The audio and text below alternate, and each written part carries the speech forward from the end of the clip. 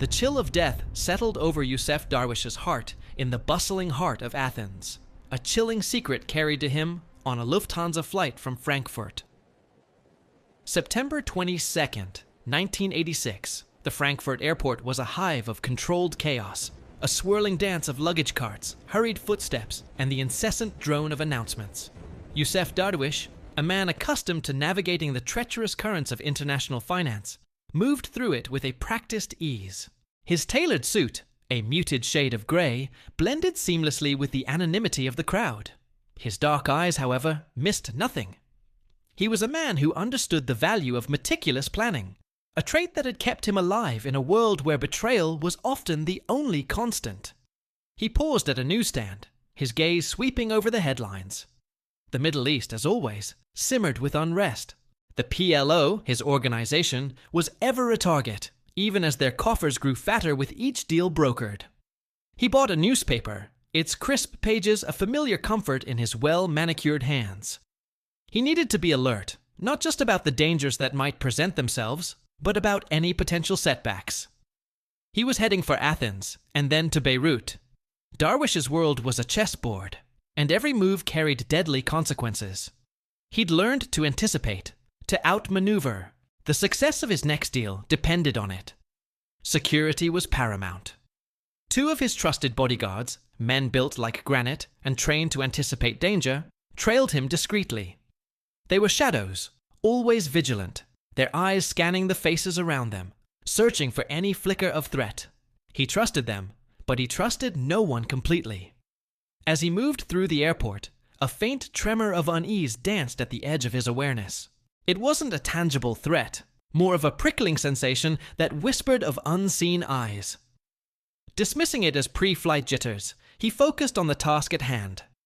His flight was called, and he moved towards the gate.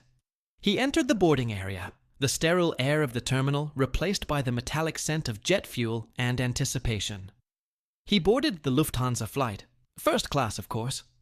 He found his seat, settling into the plush comfort with a sigh. The hum of the engines rose as the plane prepared for takeoff, and Darwish steeled himself. He reached for his briefcase, a worn leather satchel that contained the blueprints of his operation. The deal that was about to unfold could make him incredibly rich. He smiled. The world was on the edge of great possibility. He knew the game, and he was ready to play. He leaned back into his seat, the newspaper open, and prepared to fly into the unknown. The journey was about to begin, and he was unaware that, in a matter of hours, his future and his life would come to an abrupt and deadly end.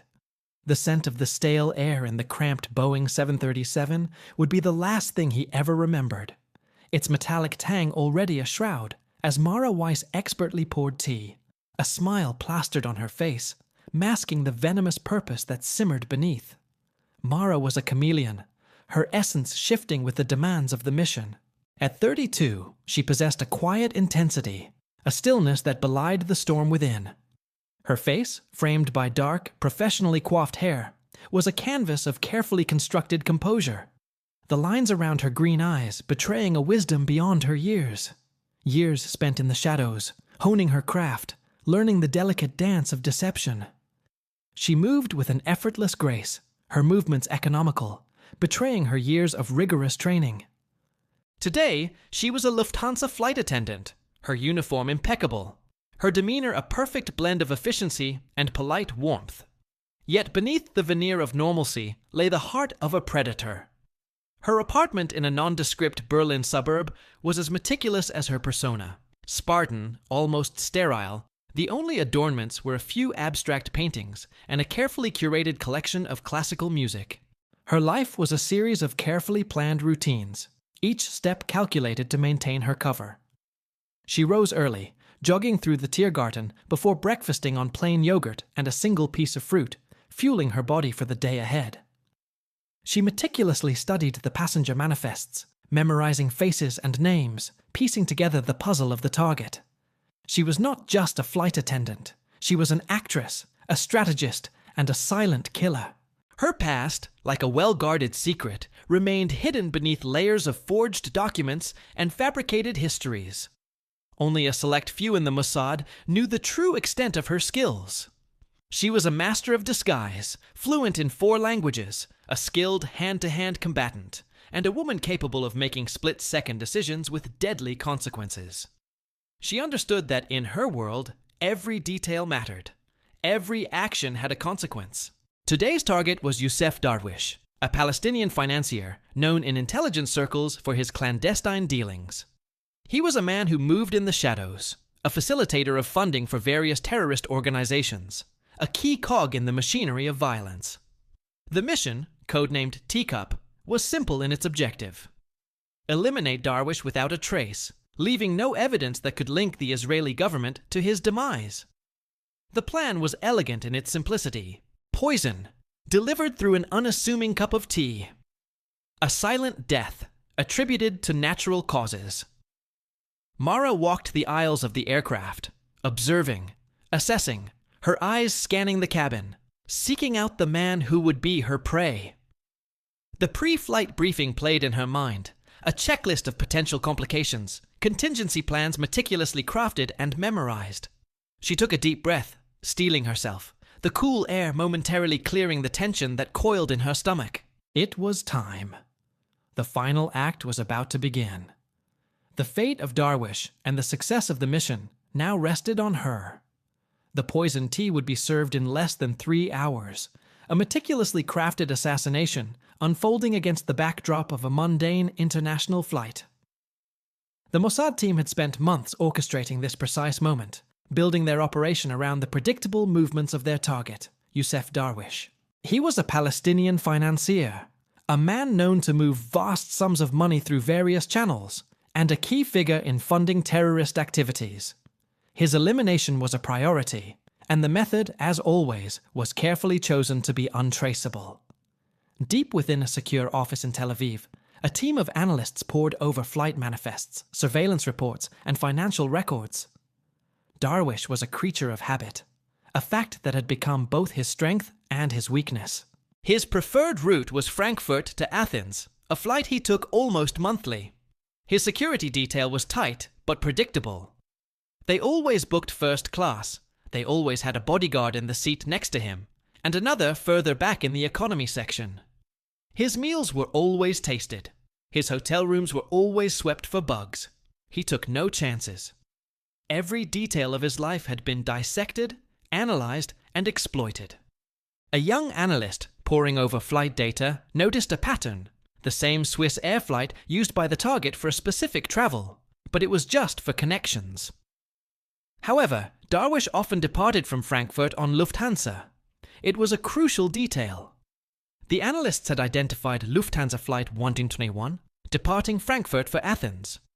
The timing was perfect, and the crew, after some discreet investigation, was deemed suitable. Mara Weiss, their operative on the inside, had been successfully integrated into the Lufthansa flight attendant training program. She was now a fully fledged member of the crew. The surveillance team had been monitoring Darwish's movements for weeks. They knew his travel schedule, his habits, his preferences. They knew he always ordered chamomile tea, always with honey, always after the plane reached cruising altitude. Every detail was crucial, every contingency meticulously planned. A specially formulated poison, undetectable by standard autopsy procedures, was delivered to Mara through a pre-arranged drop, the instructions carefully laid out. It would be administered at exactly the right moment, a silent killer in a seemingly innocuous cup of tea. The day of the operation, the tension within the Mossad control room was palpable. Operators monitored the flight's progress in real time. Satellite imagery, radio intercepts, and agent reports were funneled into the room, creating a tapestry of intelligence that allowed for rapid decision-making. Every member of the team knew their role, their responsibility. The success of the mission and the safety of Mara depended on their collective precision. They were all aware that failure was not an option. The operation had been signed off at the highest levels of the Israeli government, making the stakes higher than ever before. The flight was on schedule. The conditions were perfect. All that remained was for Mara to execute her part, a deadly dance of deception in the crowded, confined space of an airplane. The world would see a man succumb to a sudden heart attack, unaware of the meticulous planning and the invisible hand that orchestrated his demise. The man would be dead in a matter of hours, a victim of a meticulously planned assassination that would leave no trace, his demise orchestrated by the very air he breathed, by the mundane ritual of a flight taken countless times before.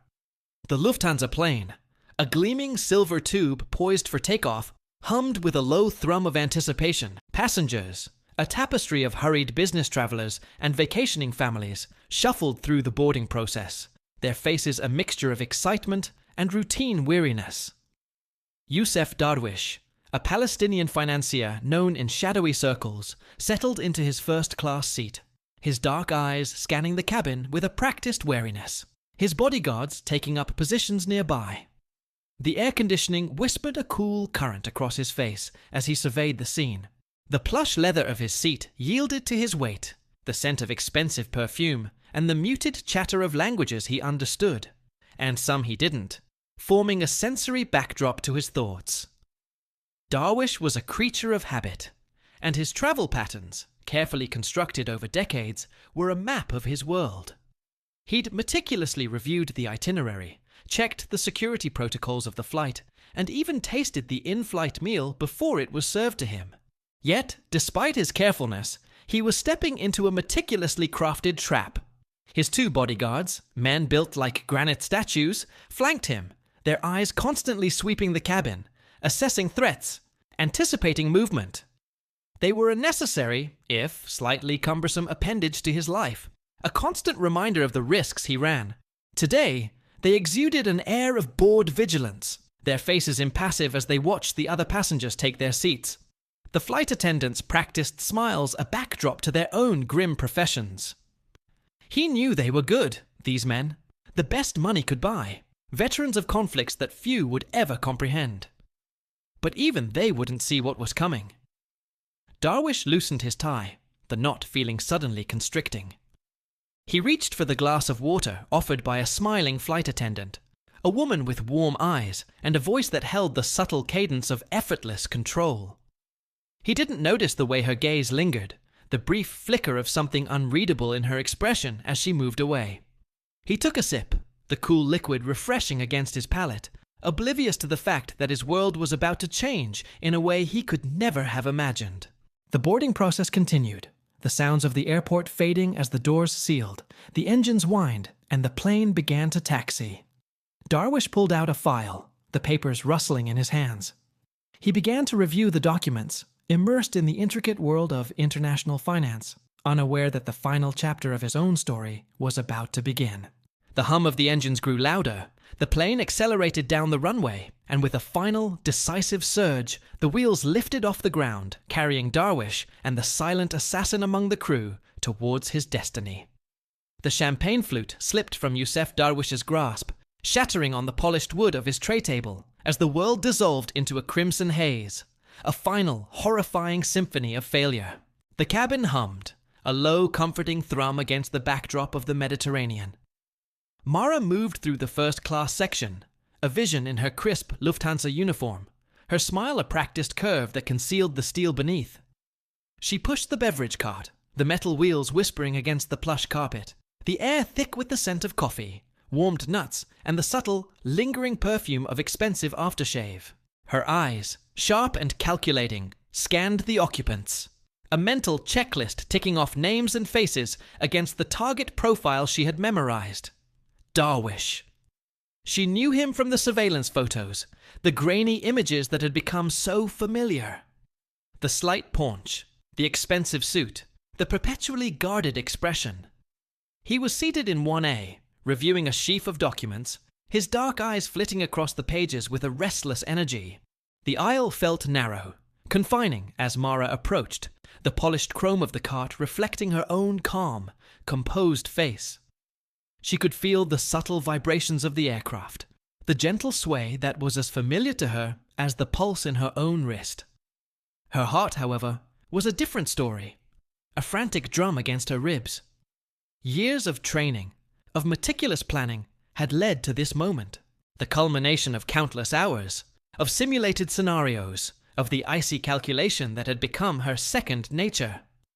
She stopped beside Darwish, her voice soft, professional, as she inquired, "More champagne, sir?" He looked up, his expression momentarily distracted, his eyes not quite meeting hers. She saw a flicker of something in his gaze. Impatience, perhaps, or a lingering unease. He inclined his head, a curt gesture that was the palest echo of politeness. This was it. The moment she had rehearsed in her mind countless times. As she poured, she kept her posture. She had to make it natural and not create any suspicions. Her movements, fluid and graceful, were designed to be unremarkable, a routine task executed with effortless precision. The bottle, heavy in her hand, the gentle hiss as the champagne frothed into the glass. The briefest of glances down at the glass. The tea bag that she had placed in her pocket before. She had prepared a small dose of poison for the tea, her fingers brushing against the rim. Everything had to be just right. Now, only moments from the climax, she felt her pulse quickening, and the sweat beaded on her forehead. The air suddenly felt close, the confined space pressing in on her. The scent of the poisoned tea wafted up, almost undetectable, but in that fleeting moment, the knowledge of what was to come, the deadly secret she carried, was a burden she could barely contain. She offered the champagne to Darwish. The glass was now perfectly filled. As he took it from her, she met his eyes for a split second, a silent farewell. Then, with a final, practiced smile, she moved on, leaving death in her wake. The only thing left to do was to wait and pray for the mission to be successful. The final act played out in a ballet of deception, the climax of a meticulously crafted assassination unfolding in the confined space of an aircraft cabin. Mara approached Yusef Darwish's seat, her smile a practiced mask, the silver tea service gleaming under the cabin lights, her heart pounding a steady rhythm against her ribs that matched the drone of the engines. The world narrowed to the small space between them, the clink of the china, a sharp contrast to the low hum of conversation and the gentle rattle of the drink cart. The air thrummed with a strange tension, a silent prayer escaping Mara's lips for the execution of the final step, the culmination of months of planning and rigorous training. Darwish, engrossed in a document, didn't look up immediately.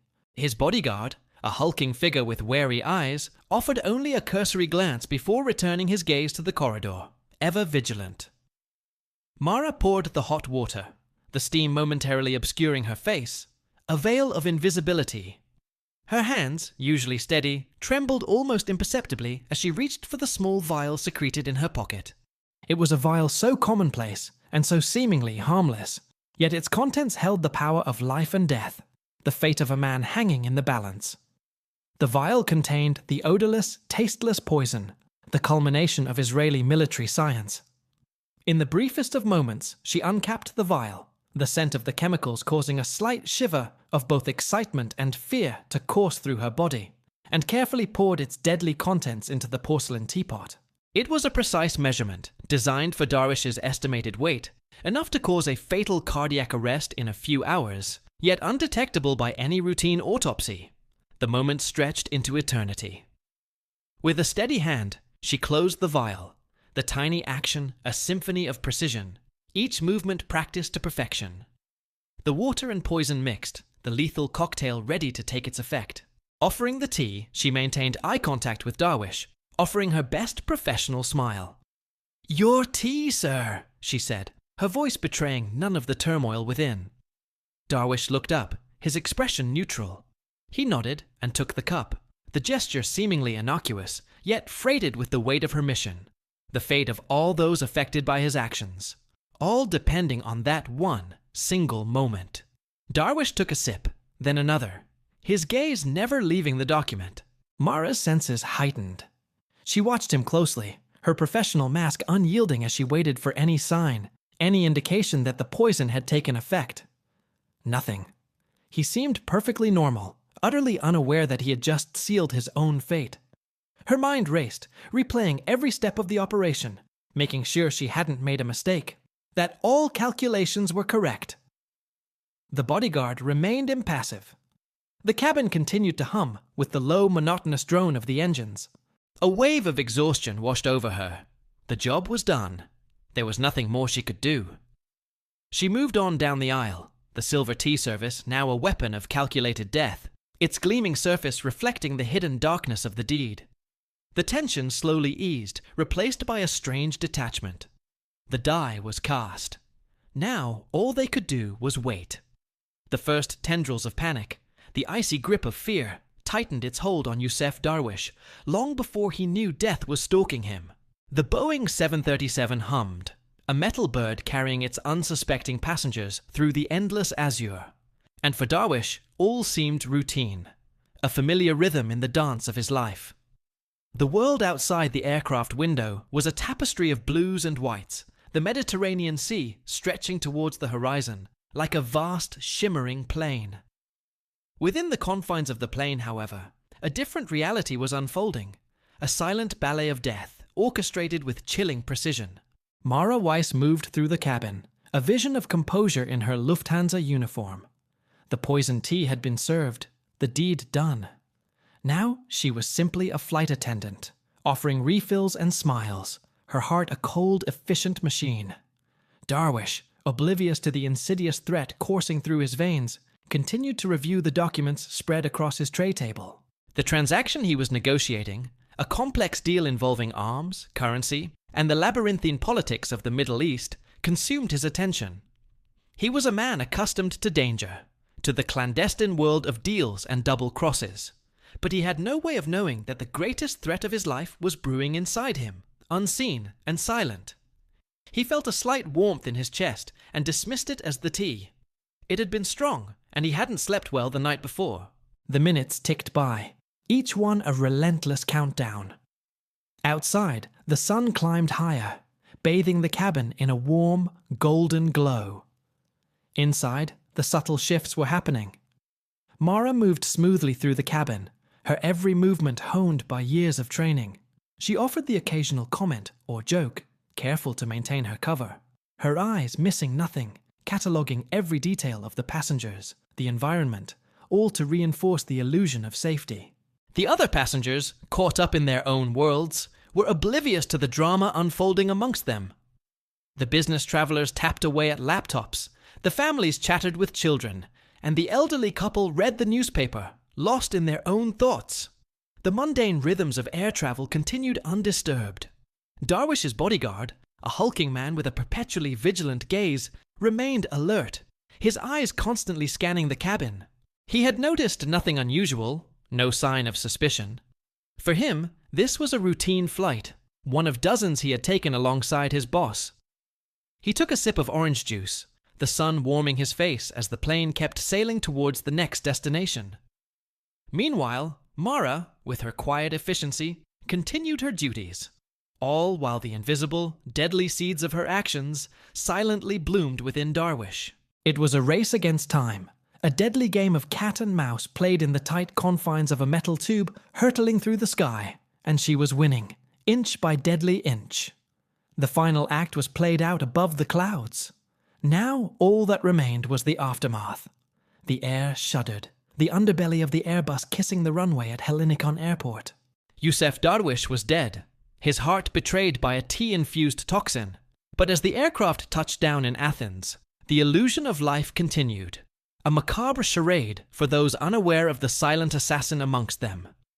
The wheels squealed against the tarmac, a sound that seemed to mock the stillness that now permeated Darwish's body. Mara Weiss, her face a mask of practiced professionalism, moved through the cabin, a serene predator amongst oblivious prey. The cabin doors hissed open, the humid Athenian air flooding the aircraft, carrying with it the scent of jasmine and the distant rumble of the city. Passengers began to gather their belongings, a symphony of rustling newspapers and clinking overhead compartments. Mara's movements were precise, efficient, her mind already calculating her next steps, her heart a cold, steady drum against her ribs.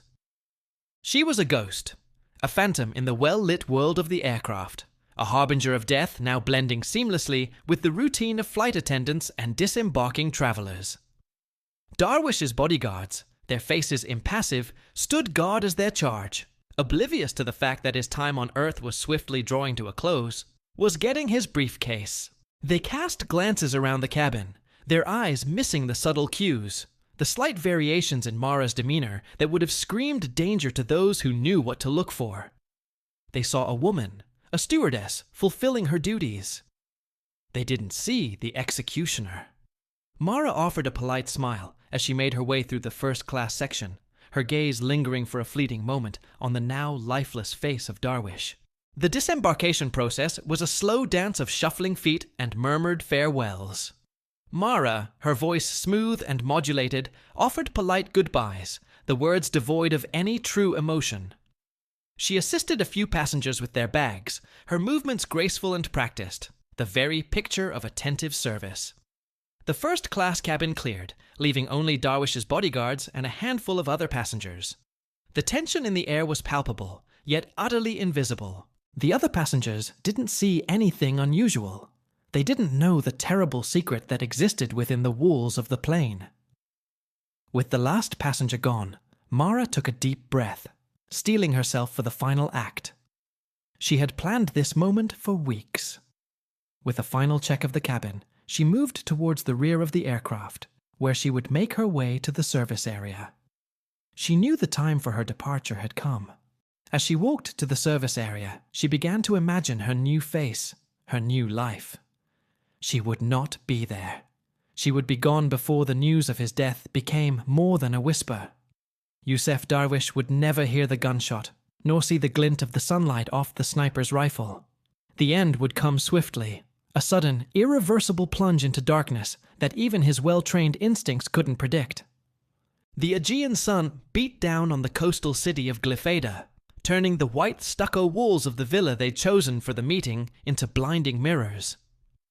It was a perfect setting, or so Darwish had thought, for the final negotiation of the arms deal that would cement his reputation amongst his peers. He'd arrived in Athens with an entourage, a phalanx of silent, watchful men who were as much a part of him as his own shadow. The Mercedes, its windows tinted, had purred to a halt in front of the villa, its engine barely whispering against the gentle lapping of the sea nearby. Inside, the villa was a study in Mediterranean opulence. Cool marble floors reflected the diffused light filtering through sheer curtains. The air, thick with the scent of jasmine and the faint metallic tang of expensive cologne, was heavy with unspoken tension.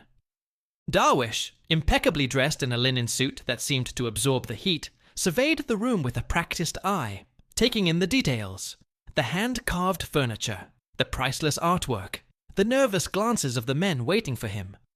He sat at the head of a long, polished table, the documents of the deal laid out before him, each page a testament to his ambition and ruthless efficiency.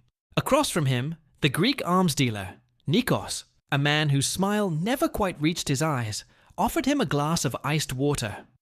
Darwish took a sip, the coldness momentarily refreshing against the day's heat. He felt a tightness in his chest, a strange, unfamiliar ache that he dismissed as the consequence of a long flight and the stress of the impending negotiation. He chalked it up to the rich food and too much wine from the previous evening. But as the minutes ticked by, the pressure intensified. He glanced at his bodyguards, noticing the slight furrow in their brows, the subtle shift in their posture that suggested something was amiss. The world around him began to blur, the details of the room melting into a hazy, dreamlike quality. His breath came in shallow, ragged gasps. He pressed a hand to his chest, the pain now a searing, insistent fire. Panic clawed at the edges of his composure. The words of the deal swam before his eyes. He tried to speak, to call for help, but his voice was a mere whisper, swallowed by the luxurious confines of the villa. The hand holding the iced water trembled, and the glass clattered to the marble floor, shattering into 1,000 icy fragments. His vision narrowed, the faces of Nikos and his men becoming distorted, grotesque masks. The cool marble floor was the last thing he saw, the smell of jasmine and sea air being the last thing he felt. The final horrifying thought: he had been betrayed. The chill sweat erupted across Yusef Darwish's brow, as the pain, a searing, vice-like grip around his chest, tightened its hold, promising an end he hadn't anticipated.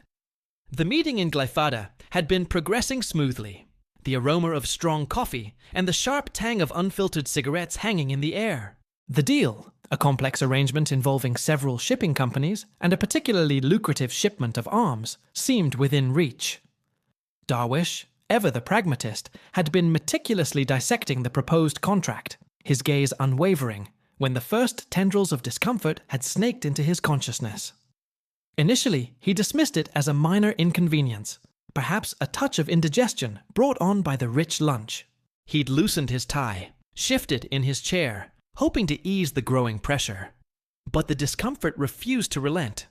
Instead, it intensified, a crushing weight that constricted his breathing, stealing the air from his lungs. The faces around the table, once attentive and eager, began to blur, their voices fading into a distant hum. Fear, cold and sharp, pierced through the fog of pain. This wasn't indigestion. This was something far more sinister.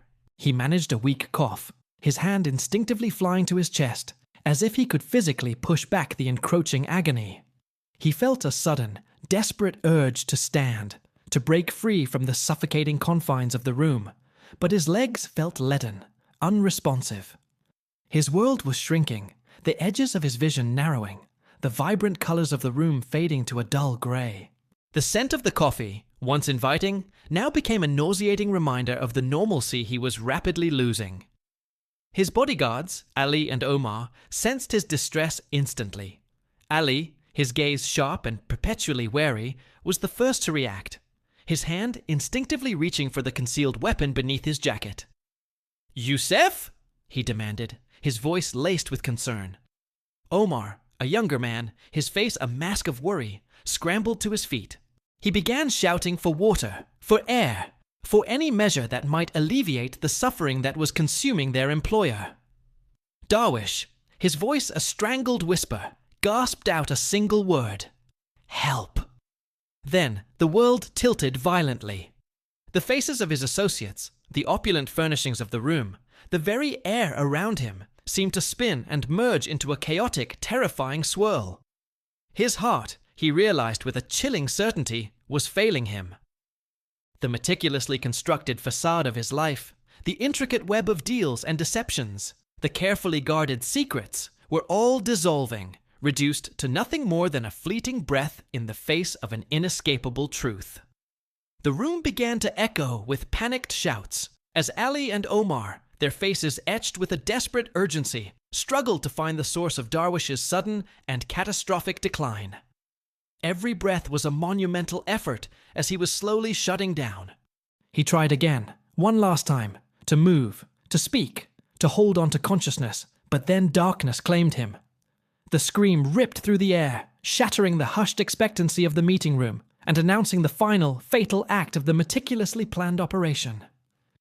Youssef Darwish, the Palestinian financier, had been in the midst of a heated discussion, a deal on the table that promised untold wealth, when his face contorted in a mask of sudden, agonizing pain. His hands clawed at his chest, his eyes widening with a terror that transcended the business at hand. The room, a lavishly decorated office in a quiet, exclusive section of Athens, had been a haven of calm only moments before. Sunlight streamed through the large windows, illuminating the plush furniture and the expensive artwork adorning the walls. The air, thick with the scent of expensive cologne, and the low murmur of conversation, suddenly became heavy, suffocating. Darwish's bodyguards, burly men in impeccably tailored suits, reacted instantly, leaping to their feet, their eyes scanning the room for threats, their hands instinctively reaching for the weapons concealed beneath their jackets. Confusion momentarily reigned as they didn't know the threat. Darwish, however, was beyond any immediate defense. His breathing became ragged, each gasp a desperate struggle for air.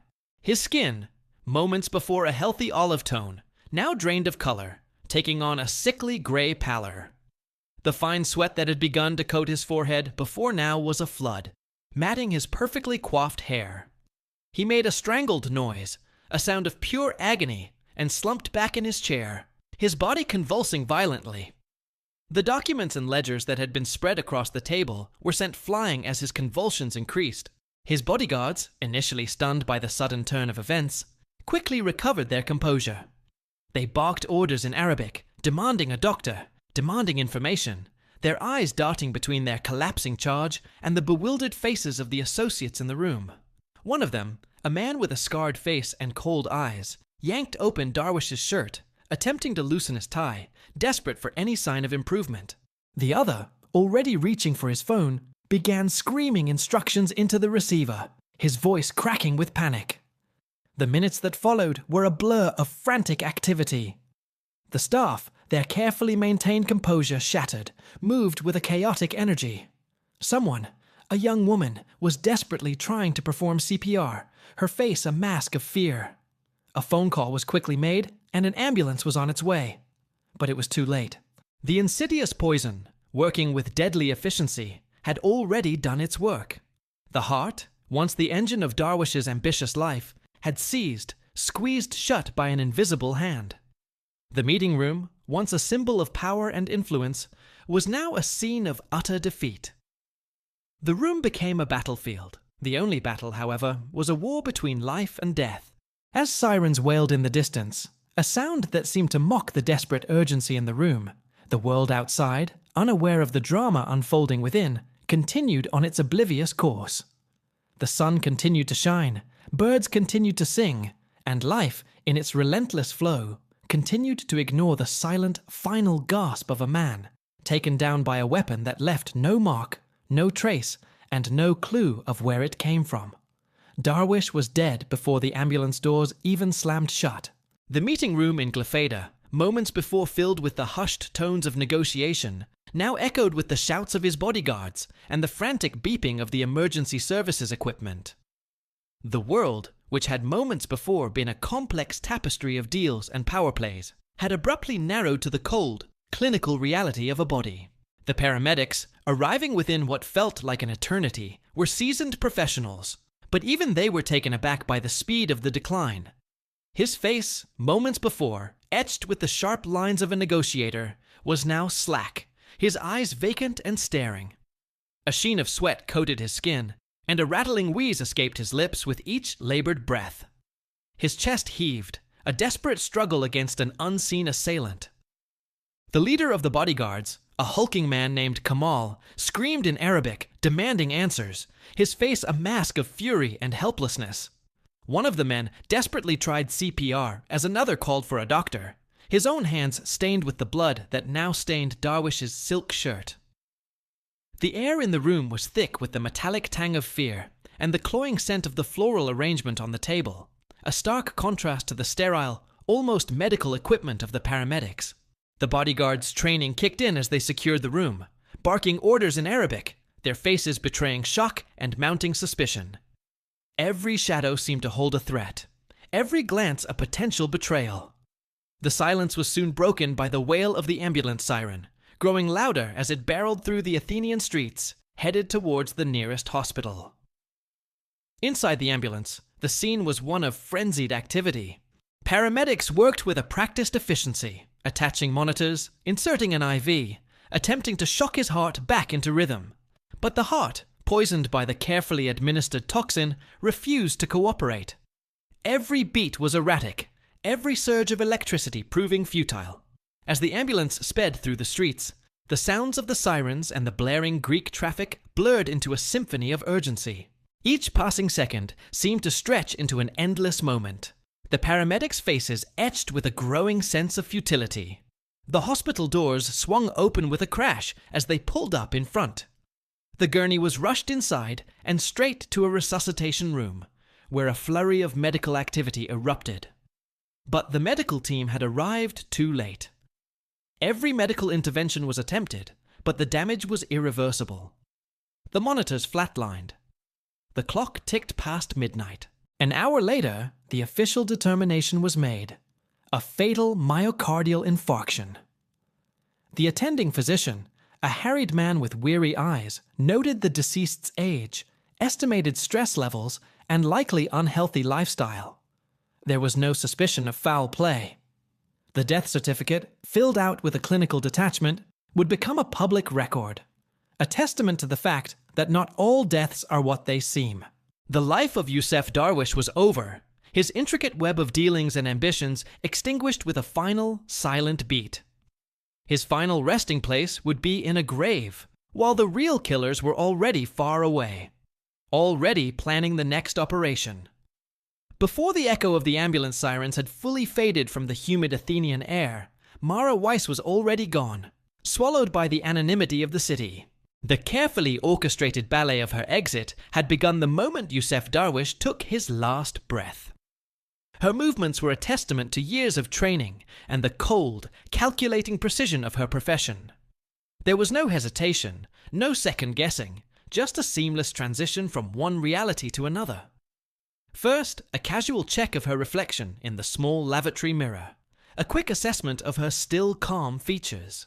The Lufthansa uniform, now stained with the sweat of the operation, was discarded into a strategically placed bag, the garb of a flight attendant replaced by the unassuming attire of a tourist.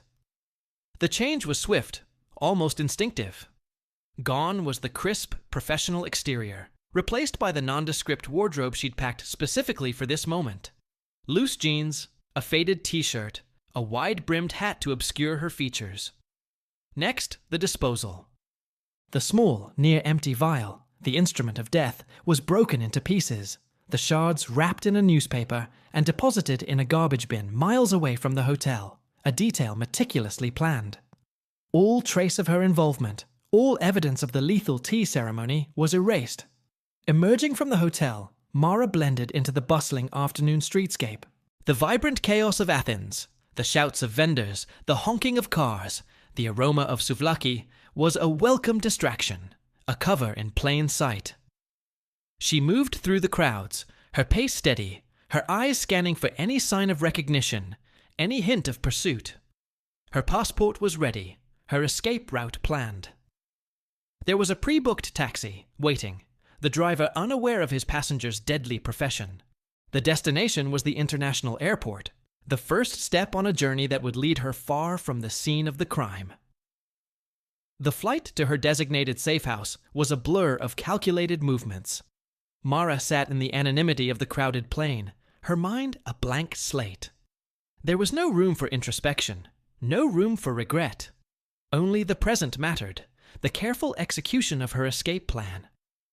The airport, with its chaotic departure lounges and crowded gates, was the perfect cover.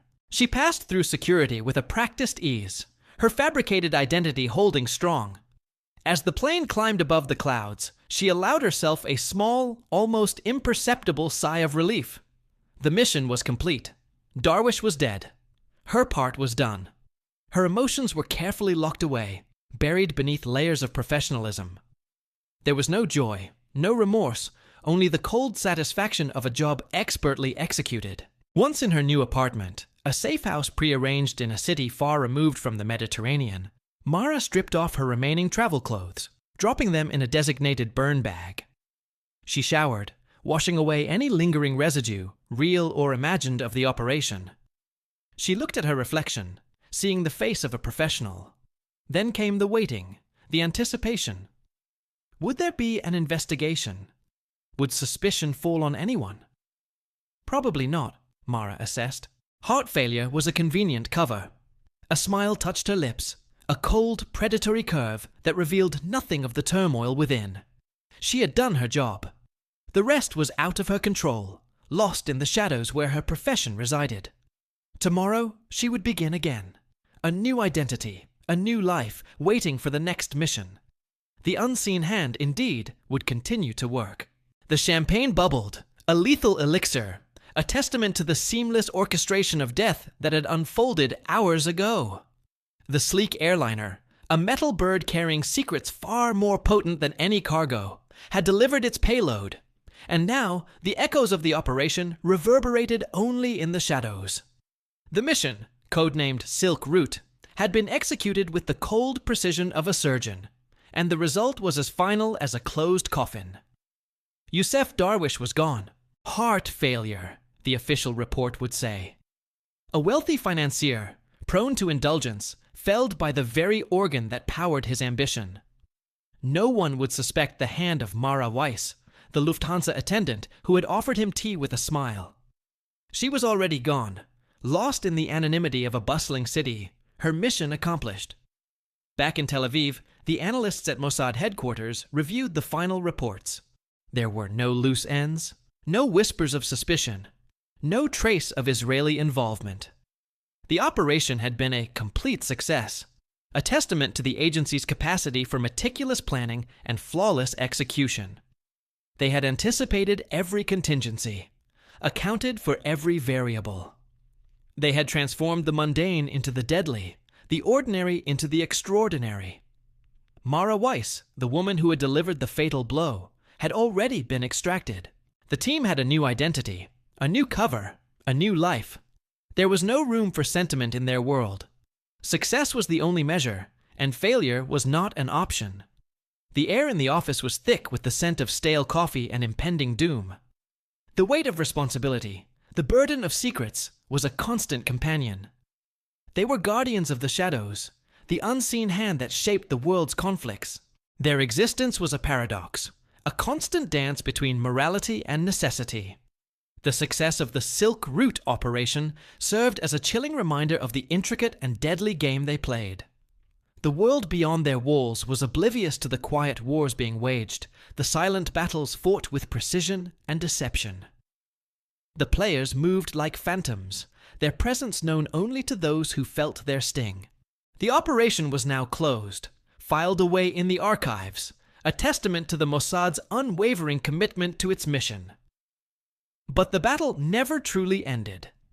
There were always new threats to address, new enemies to neutralize.